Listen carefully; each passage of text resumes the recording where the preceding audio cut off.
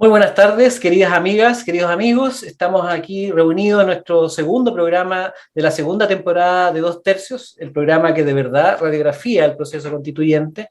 Y en esta ocasión vamos a abordar el capítulo más largo del texto borrador propuesto por la Asamblea Constituyente. Tiene 118 artículos, más de 50 páginas.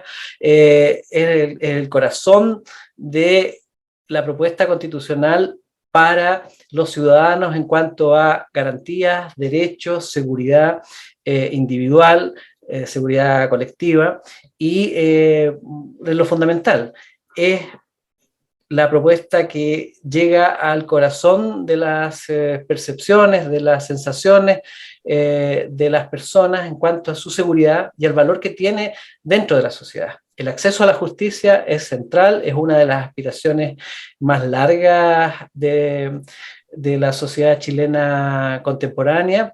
Desde el retorno a la democracia se han hecho hartos intentos por resolver y abordar los temas de demanda de justicia, algunos de ellos infructuosos, en otras áreas con mayor éxito, pero al día de hoy el tema de seguridad sigue siendo un tema central y problemático para los gobiernos, para este en particular.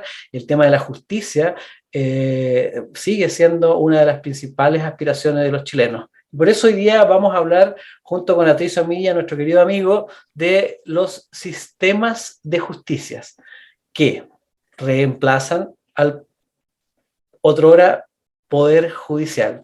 ¿Por qué estos cambios? ¿Qué novedades trae? ¿Qué novedades buenas o buenas nuevas trae? ¿Y qué cuestiones preocupantes acarrea el texto del borrador constitucional? ¿Cómo estás, Atricio? ¿Cómo te ha ido? ¿Cómo estás, Alejandro? Yo muy bien, estimados auditores. Lo que tú dices es muy cierto, ¿no? El tema de la justicia en Chile es un tema muy sensible. Quiero leerte algo de un poeta chileno y para que veamos la trascendencia del tema. Un poeta chileno a comienzo del siglo XX decía: la justicia de Chile haría reír si no hiciera llorar. Una justicia que lleva en un platillo de la balanza la verdad y en el otro el platillo un queso muy rancio. Dura e inflexible la justicia para los de abajo, blanda y sonriente con los de arriba. Esto lo decía Vicente Huidobro en el año 1925, argumentando que en Chile teníamos una justicia de clase de facto, amparada en la historia del control social de un grupo de nuestra sociedad y que tenía la justicia de su lado para ejercer el poder y mantener ciertos privilegios. Décadas después, Alejandro, tú te recordarás, hace por ahí por el año 1999, apareció un libro que fue el libro negro de la justicia chilena, de la periodista chilena Alejandra Matus, que abordó que la historia y las malas prácticas del Poder Judicial en Chile se mantenían hasta el día de hoy muy vigentes. Y en el año 2000 se inició en Chile, Alejandro, la llamada reforma procesal penal, que prometía dejar atrás el llamado sistema inquisitivo, que presumía que el inculpado era culpable en vez de inocente.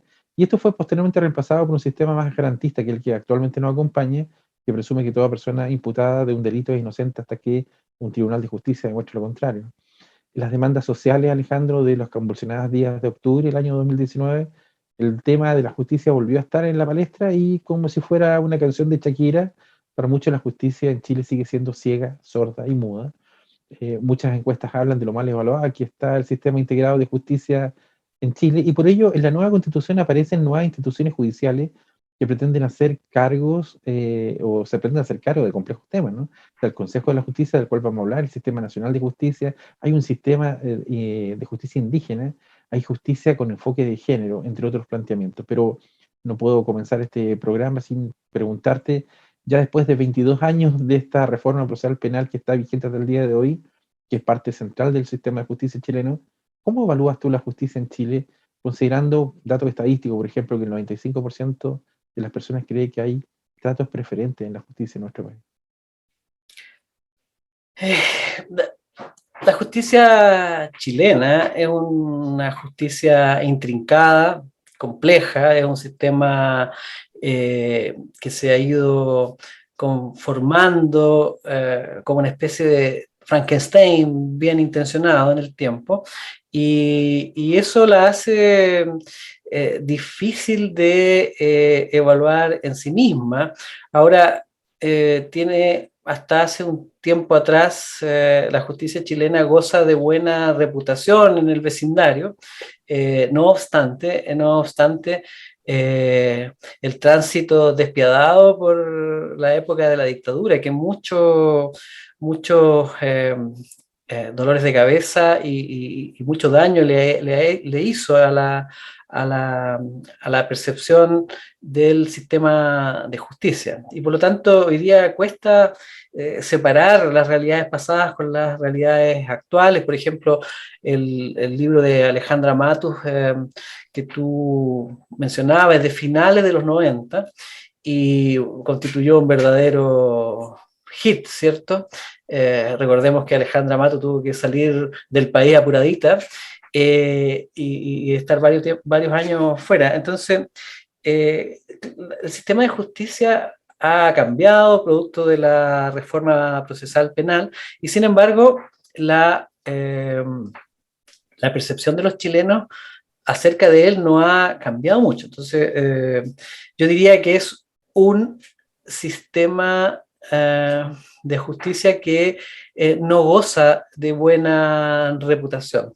Es más, es un sistema que es enjuiciado, para mi gusto, muy severamente por los propios ciudadanos. Tiene sus culpas, por supuesto, tiene sus problemas, pero en el contexto latinoamericano es un sistema de justicia que funciona. Y el desafío entonces para la nueva constitución sería que funcionase mejor. Vamos a intentar esclarecer si logra esta propuesta hacerlo funcionar mejor. Ya, fue interesante. En la década del 90, Alejandro, a partir de los años 90 se instaló en el país a través de un sistemático e intencionado proceso la ideología de la inseguridad ciudadana, ¿no? Muchos hemos escuchado a través de los medios de comunicación hasta el día de hoy hablar de los delitos de mayor connotación social, el índice de inseguridad. Eh, la sensación, la percepción en nuestro país todavía de la inseguridad ciudadana está orientado de alguna manera a que efectivamente exista un cambio en tu opinión respecto de lo que es el actual sistema de justicia en Chile.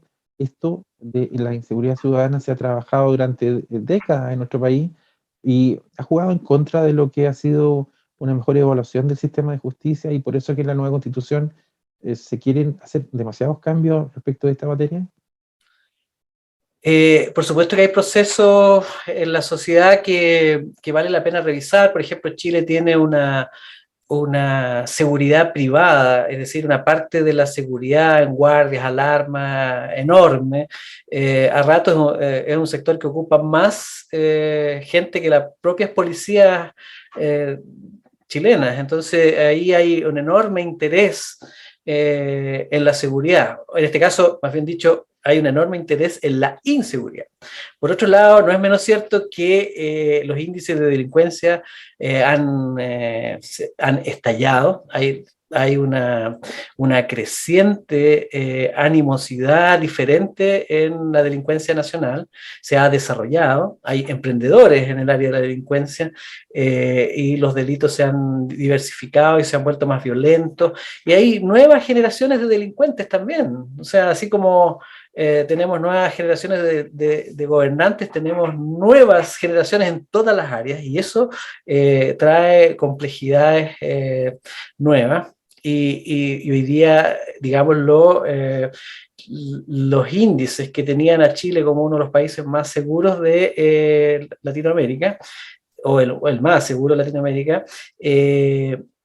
se han ido deteriorando a ojos vistas. Y por lo tanto, entonces, lo que diga este texto propuesto en relación a cómo van a funcionar los tribunales, en cómo va a funcionar el sistema penitenciario y qué tipos de justicias nuevas se van a incorporar, ¿cierto? Y quién va a gobernar esa justicia. Recordemos que hoy día el poder judicial tiene su máxima expresión en la Corte Suprema, ¿cierto? Que tiene un problema.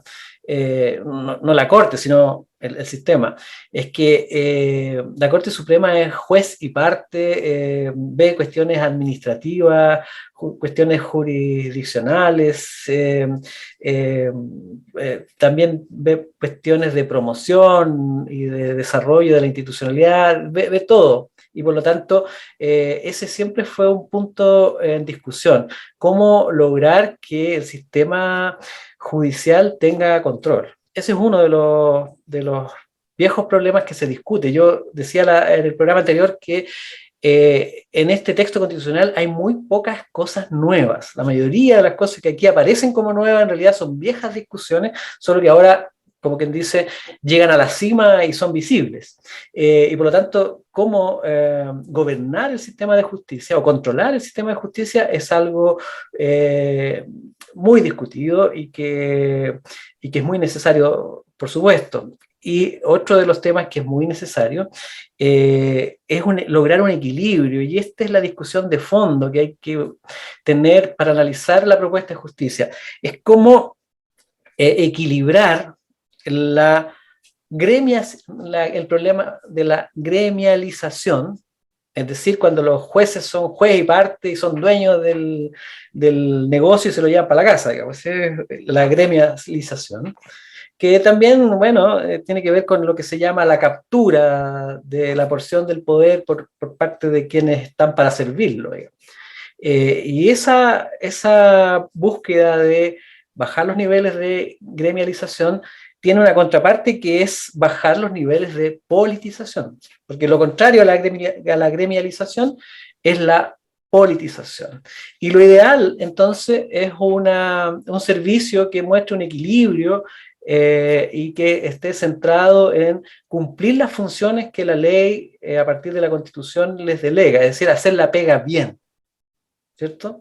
No politizarla, pero tampoco constituirse en un poder aparte, que es uno de los grandes problemas que tenía y sigue teniendo el sistema judicial. O sea, por ejemplo, por nombrar solo algunos, los familiares que entran al sistema judicial, que es un problema de servicio público en general, ¿eh? Esta cosa de esta especie de tradición hereditaria que afecta finalmente el servicio. Bueno, el sistema judicial no está libre a ese problema, pero se le pone especial atención porque finalmente terminan armándose frondas funcionarias. Y yo creo que en este texto ese problema no se resuelve adecuadamente.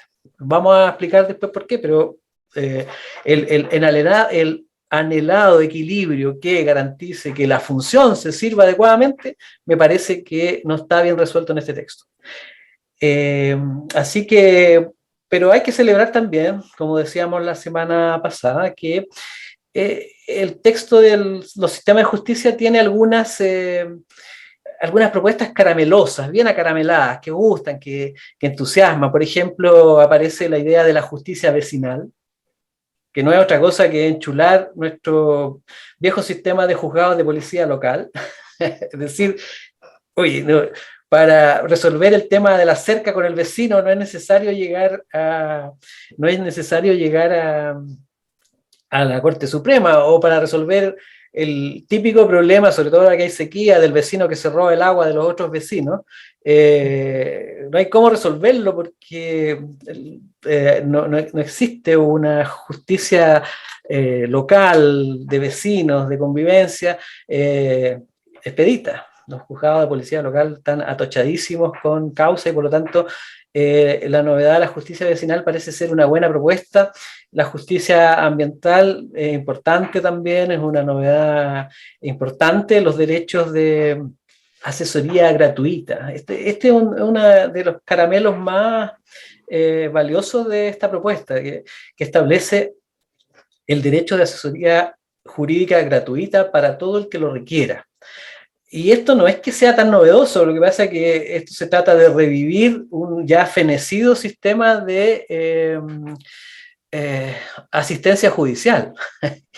Cuando, cuando en mi época de funcionario público, cuando le decía a las personas que tenían que ir al sistema de asistencia judicial, ponía una cara así como decía, ya, condéneme al tiro mejor, porque esa es la realidad. O sea, nuestros sistemas están muy colapsados y aquí la Constitución propone entonces revitalizar eso y aparece además, Patricio, una figura nueva que, no, que vale la pena discutir porque es discutible, pero en este caso no es discutible en el fondo, sino en la forma en que se presenta en el texto y tiene que ver con la Defensoría del Pueblo, que en realidad no es otra cosa que la Defensoría de los Derechos Humanos, solo que alguien, bueno, se entusiasmó y le puso pueblo, porque en el fondo lo que hace es que defiende los derechos humanos y eso sí se enredan en la manera en que se constituye. Pero el fondo creo que nos parece muy positivo,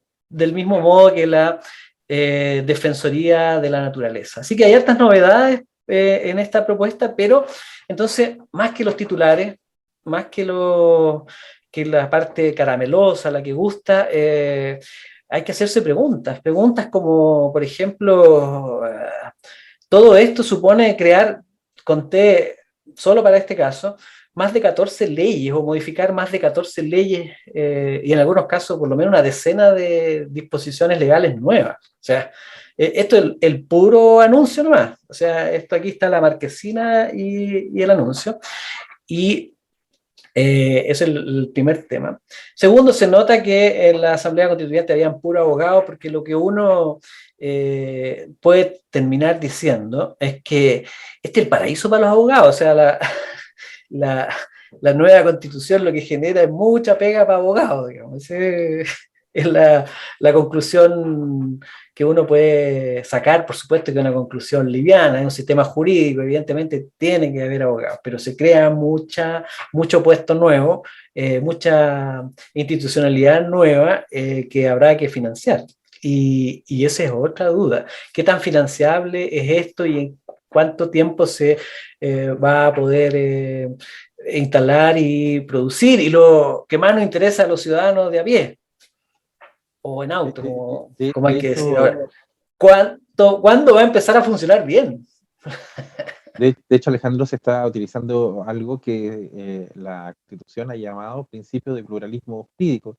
Es decir, y aquí está la novedad, tal vez en esta reestructuración del modelo judicial, existirán dos sistemas, uno para pueblos indígenas y otro para personas no indígenas, que convivirán, digamos, en paralelo y en un plano tal vez de igualdad.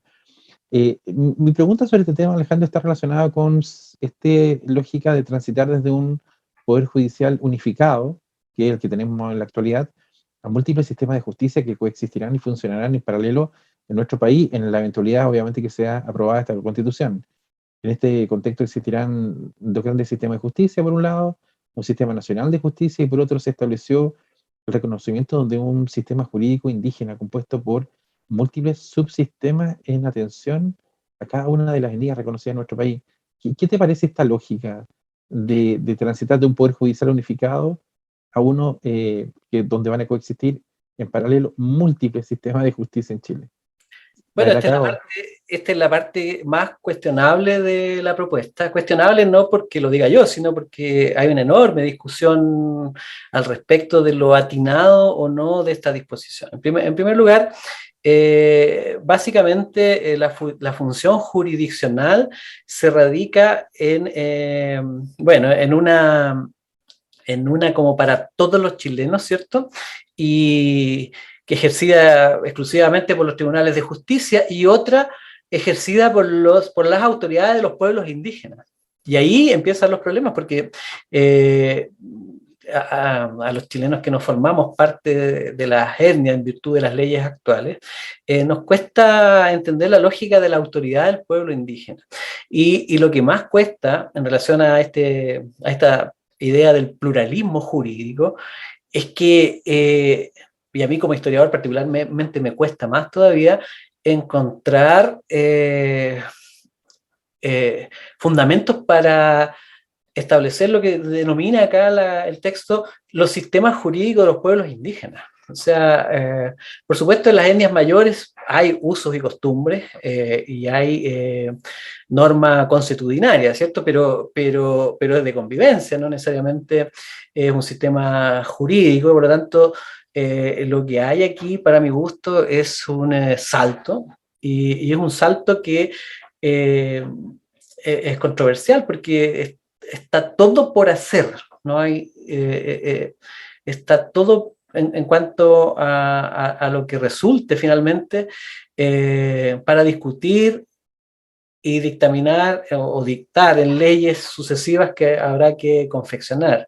Y aprovecho de contar que las constituciones latinoamericanas, y es uno de los problemas, por ejemplo, que tienen las constituciones bolivarianas, es que siempre terminan no dictando las leyes que necesitan para funcionar.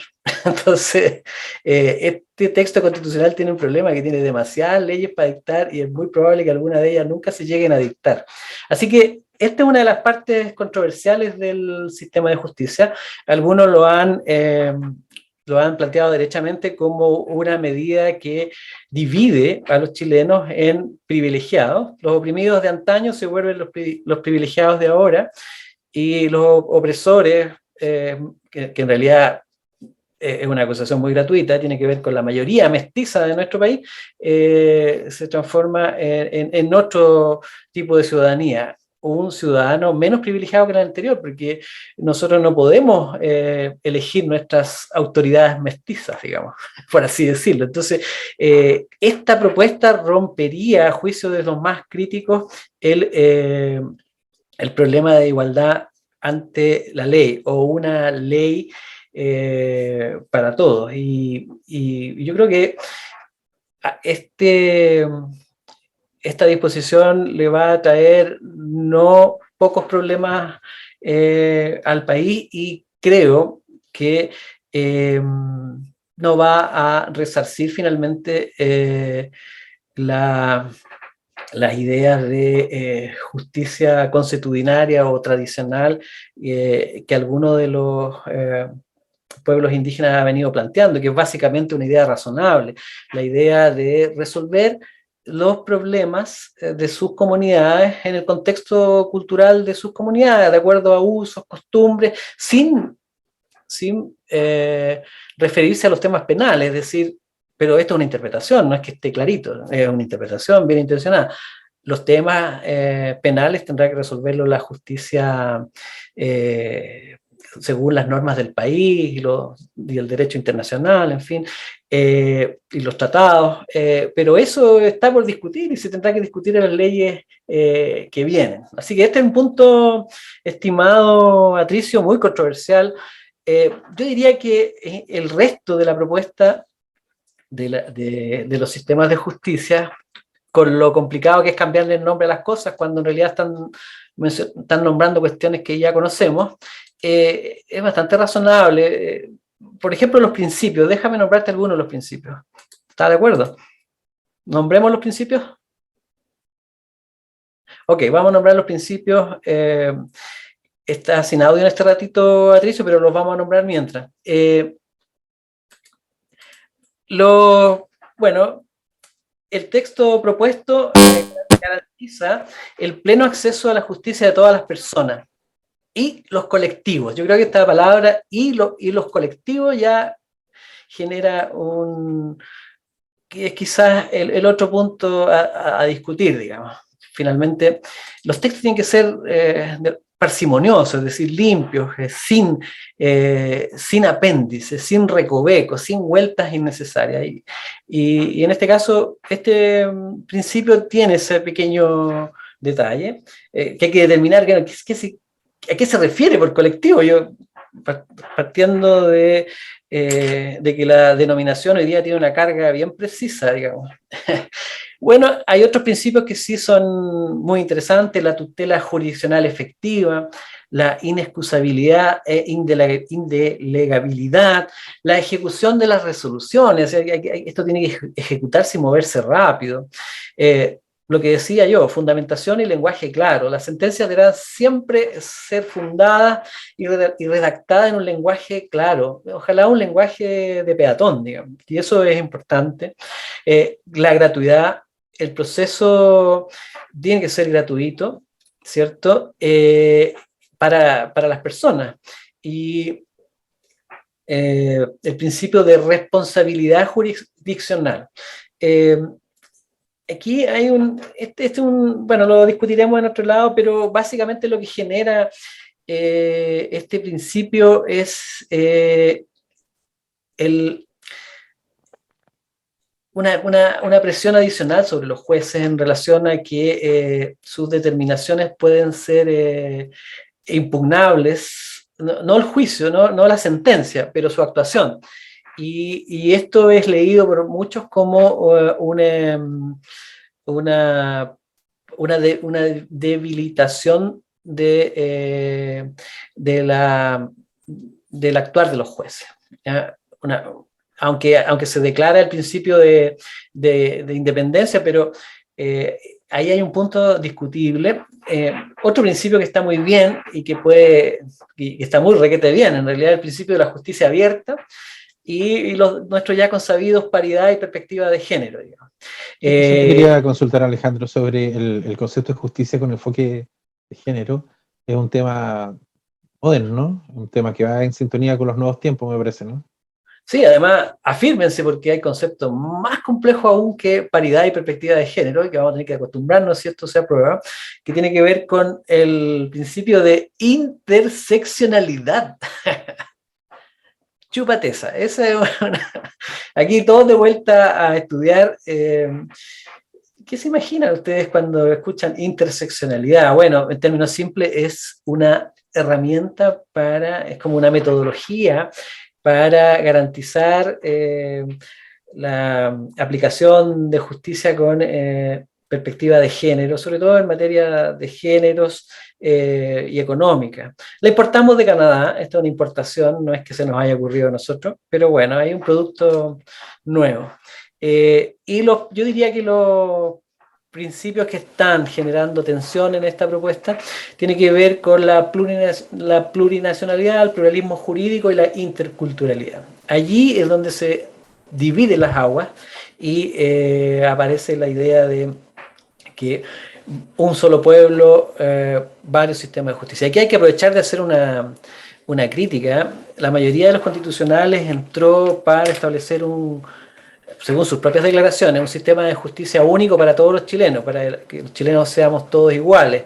Lo que correspondía en realidad era acabar con la justicia militar y con la justicia eclesiástica, digamos, y todos, cual hijos de Dios, íbamos a ser pasados por el mismo rasero, ¿cierto?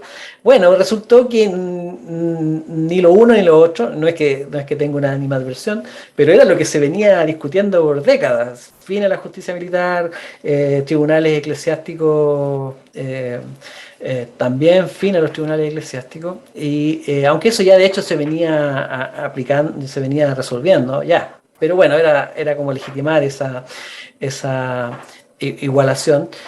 Bueno, y ahora lo que tenemos son otros sistemas de justicia. Y por lo tanto, desde el punto de vista, un chilenismo más, digamos. No logramos resolver el problema de fondo y generamos nuevos problemas. Así que por eso que es tan discutido esto de la plurinacionalidad, el pluralismo jurídico intercultural. Y bueno, y una idea muy nueva, un principio muy nuevo, que es los mecanismos colaborativos de resolución de conflictos. O sea, esto suena jocoso en un país que está conflictuado al máximo, digamos. No sé cómo, ya, ¿en qué mundo? Seguramente este es un anhelo del subconsciente, pero es complejo. Súper complejo. Se crearon muchas figuras, tribunales de instancia, las 17 Cortes de Apelaciones, la Corte Suprema continuará todavía, pero se creó un Consejo de la Justicia, Alejandro, integrado por 17 miembros. ¿Qué función va a tener eso finalmente en este Sistema Nacional de Justicia? Sí, no es menor, y yo creo que ya estamos en el tiempo, Patricio, ¿no? Sí, sí, sí. No es menor el tema del sistema, o sea, del Consejo de la Justicia, y yo creo que ya no alcanzamos a abordarlo hoy día, pero sí, algunos de los principios y disposiciones que señalé recién eran complejas. Yo creo que la mayor complejidad de esta propuesta de texto constitucional está precisamente en la estructura y en la forma en que se va a constituir el Consejo de la Justicia, que no es otra cosa que el jefe de los jueces. Y por lo tanto aquí hay una tensión y una discusión acerca de los principios de independencia de la justicia. Y este Consejo de la Justicia es el más sospechoso de politizarse, como ha venido sucediendo con todas las instancias que hemos construido en la última década, que finalmente todo se ha politizado. Entonces, lo vamos a ver en el próximo programa. Decir que en suma, salvo los temas de sistema de justicia indígena, Consejo de la Justicia y reforma de la Constitución, ¿qué le iba a decir? Candado, un candadote gigante, son los tres temas complejos en este capítulo. ¿Ya? ¿Cómo se reforma la Constitución? Que tiene que ver con la justicia constitucional. El Consejo de la Justicia y el pluralismo jurídico son los tres nudos gordianos o críticos que tiene esta propuesta. Nos vamos, se nos acabó el tiempo, nos juntamos la próxima semana. Gracias, Alejandro, que estés muy bien. Nos vemos.